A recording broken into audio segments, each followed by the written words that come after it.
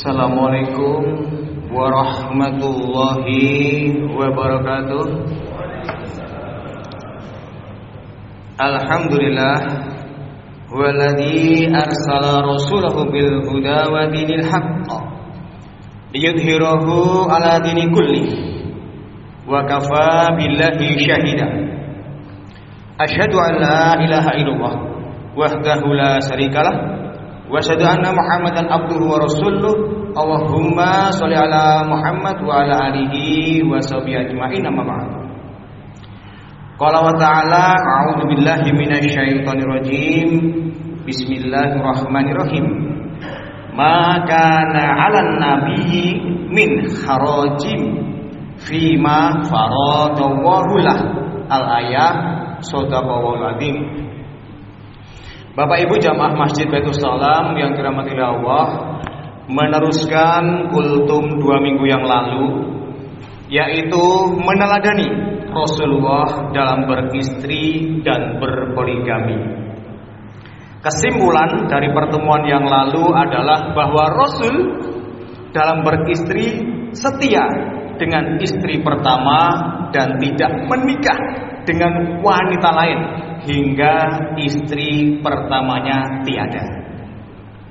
Lalu bagaimana Rasulullah beristri lagi setelah Ibunda Khadijah tiada? Mohon maaf Bapak Ibu, mungkin saya tidak bahas semuanya, hanya beberapa istri saja, namun mudah-mudahan itu dapat mewakili. Bapak Ibu yang dirahmati Allah, sebenarnya sama, baik saat menikah pertama kali dan juga Rasulullah saat berpoligami. Alasan atau sebab utama Rasul menikah adalah karena menjalankan perintah Allah, atau karena Allah yang menjodohkan, atau karena untuk menjaga kehormatan, kemuliaan, atau kejayaan agama Allah, yaitu agama Islam. Saat dengan Ibunda Khadijah, Allah lah pula yang menjodohkan dengan memberikan kepada Ibunda Khadijah suatu malam mimpi. Ia melihat matahari berputar di atas Mekah lalu turun ke rumahnya, yang kemudian diceritakan mimpi itu kepada Waraqah bin Naufal dan ditakwil bahwa kelak yang akan menikahinya adalah Nabi Muhammad. Sehingga beberapa para pemimpin Arab seperti Uqbah bin Mu'id, Abu Jahal, Abu Sufyan sempat mau meminang Khadijah, tetapi semuanya ditolak dan akhirnya Khadijah menikahlah dengan Nabi Muhammad. Kemudian menikahi istri kedua Saudah binti Zam'ah adalah karena iman dan karena Islam. Saudah ini termasuk orang yang mula-mula masuk Islam. Saudaranya banyak namun kafir, sehingga sering mencemooh Saudah tadi. Lalu Saudah dan suaminya pindah di rumah yang jauh, ya mungkin supaya telinganya tidak bising ya dengan cemoohan saudara-saudaranya. Kemudian suami Saudah ternyata meninggal, dan mendengar suami Saudah meninggal, orang-orang dekat Rasul ini khawatir kalau nantinya Saudah menjadi tidak kuat dengan tekanan saudara-saudaranya, bahkan kemungkinan nanti akan menjadi kafir kembali, sehingga mereka pada memberikan saran dan masukan kepada Nabi agar sudi untuk menikahi Saudah. Akhirnya Saudah dinikahi oleh Rasulullah. Dan perlu Bapak Ibu tahu bahwasanya Saudah itu adalah seorang janda tua dan tidak cantik. Setelah dengan Saudah, istri Rasul selanjutnya adalah Aisyah. Allah juga yang menjodohkan. Kisah singkatnya, Rasul diperlihatkan Aisyah oleh Allah dalam mimpi sebanyak 2 kali. Maka Rasul berkata, jika ini memang berasal dari Allah, pasti Allah nanti akan melaksanakannya. Akhirnya Aisyah menjadi istri yang ketiga setelah Saudah. Bapak Ibu yang dirahmati Allah, sedikit cerita dengan Ibunda Aisyah. Beliau pernah bilang kepada Fatimah, anak dari ibunda Khadijah. Jadi Khadijah bilang begini, Fatimah, aku ini lebih mulia dari ibumu Khadijah.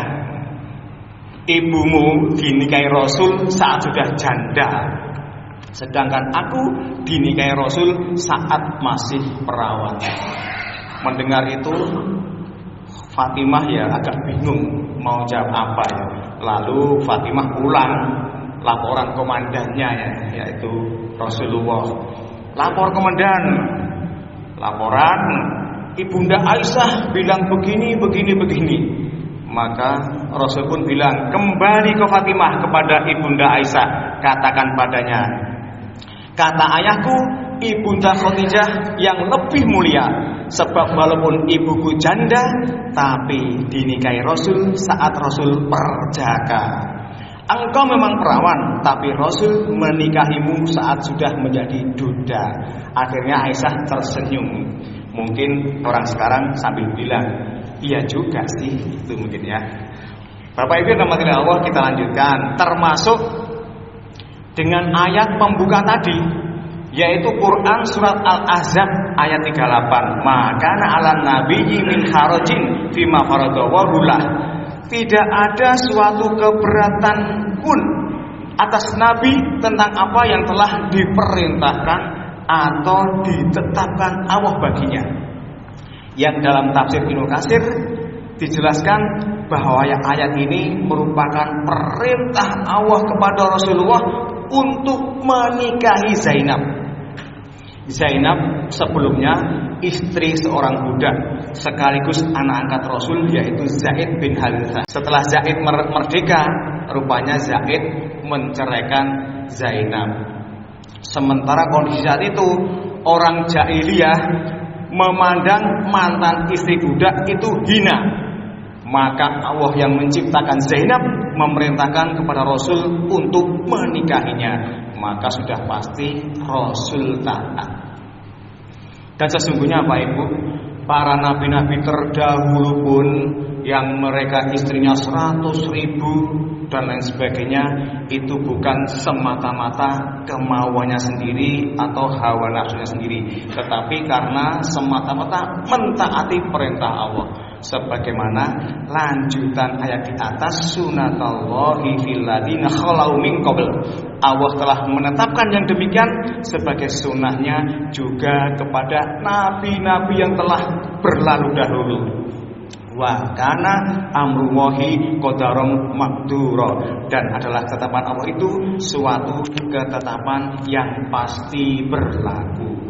Bapak Ibu yang dirahmati Allah, jadi alasan Rasul menikah secara umum adalah untuk menjalankan perintah Allah, menegakkan agama Allah, menghapus kepercayaan buruk orang-orang jahiliyah, dan pastinya semua jauh dari kepentingan duniawi atau hawa nafsunya.